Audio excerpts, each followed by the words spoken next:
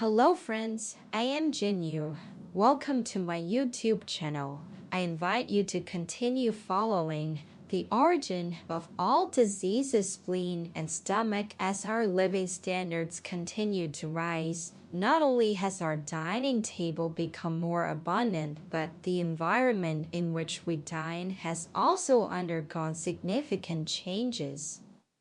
Nowadays, a variety of flavors are available, and the dining experience is filled with technology and sophistication. For instance, food additives make food taste and look better. But let me tell you, consuming too much of these can be detrimental to your health. We need to clearly understand what it means to live in a turbid and toxic environment. Many fans often experience bloating, constipation, loss of appetite, shortness of breath, and fatigue.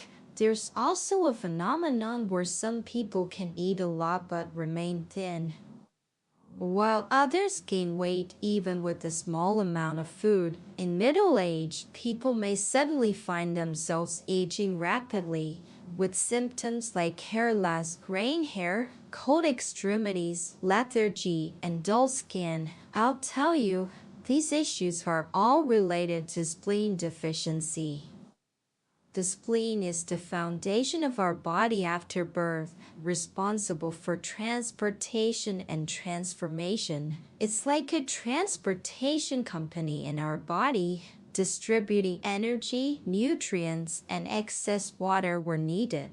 In traditional Chinese medicine, the spleen's function of transportation and transformation has two aspects. It helps to expel water and phlegm and transform the essence of food into blood, which is then supplied to the heart and distributed to the rest of the body. For example, when we were young, eating 2 bowls of rice was no problem, but now even 1 bowl can make us feel full, and sometimes we burp and feel bloated.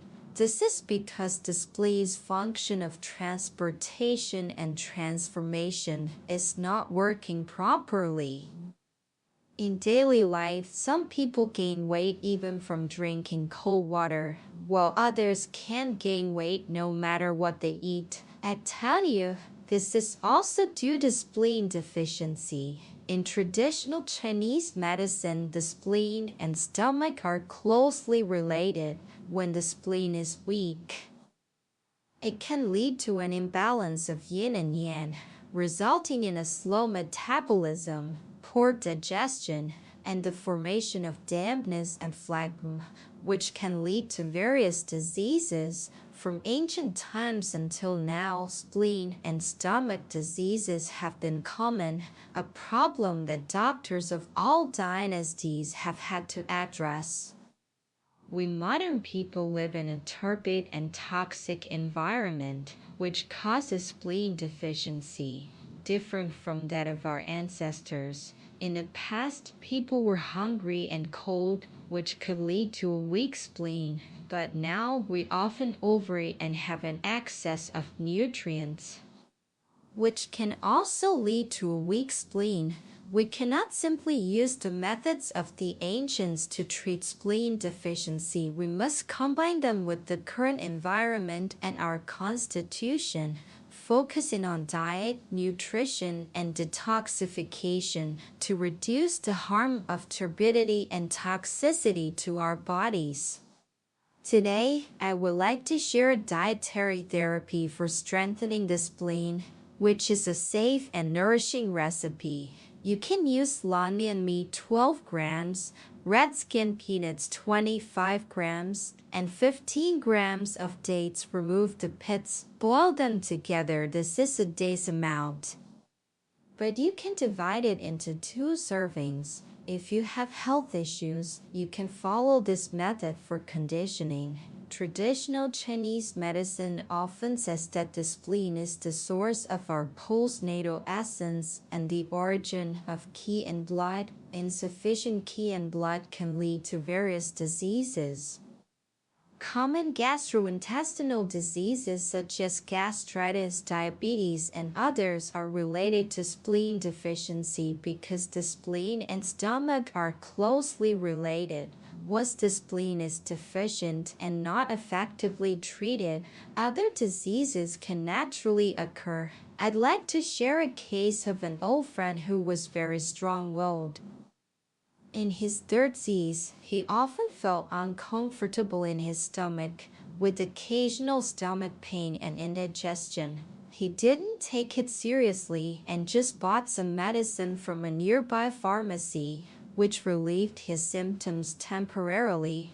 However, after half a year, he suddenly felt severe stomach pain one morning, and it was diagnosed as superficial gastritis. After taking the prescribed medication, the pain was relieved, but after another half year, the stomach disease recurred and he was diagnosed with atrophic gastritis and even had surgery due to a small growth.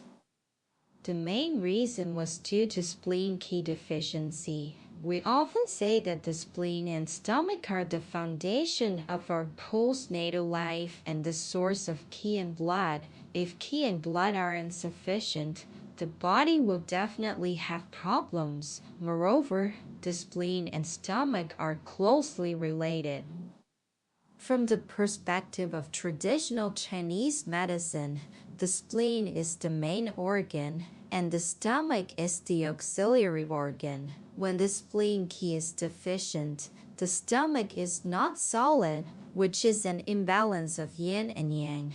Additionally, insufficient qi and blood directly lead to slow metabolism, increased phlegm dampness, which can attack the gastric mucosal cells, causing ulcers and eventually gastritis. In the end, there may be hyperplasia and growth of something. Many diseases in the body are related to spleen deficiency. You might wonder if you have a spleen deficiency. We can learn to check it ourselves. First, look at the tongue. If the tongue is not flexible or stiff, it may indicate a problem with the spleen meridian. If you find yourself speaking a bit awkwardly or not wanting to talk, it may be due to excessive pressure causing a problem with the spleen's transportation and transformation ability. Second, look at the saliva. In traditional Chinese medicine, the fluid of the spleen is salty. If you find yourself drooling a lot in the morning or even when sleeping, especially children, this may be due to spleen deficiency. Third, look at the lips. In traditional Chinese medicine, the spleen opens at the mouth and its radiance is on the lips. If your spleen is not good, you can tell by looking at your lips, especially in the morning when the spleen is deficient. The lip color is lighter. If the spleen function is good, the lips will be very plump and round. Lastly, check for teeth marks on the tongue. If the spleen is deficient, the tongue may be larger, and over time, the teeth will press against it, leaving teeth marks. These 4 simple methods can directly determine whether our spleen is good or bad. You can compare your own situation and check it out.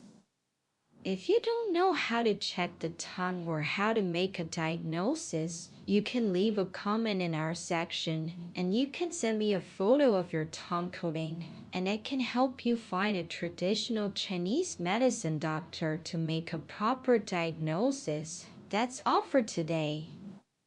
Thank you for watching. If this program is helpful to you, please share it with more people. Let love be passed on and benefit more people. I am Jin Yu. Thank you for watching.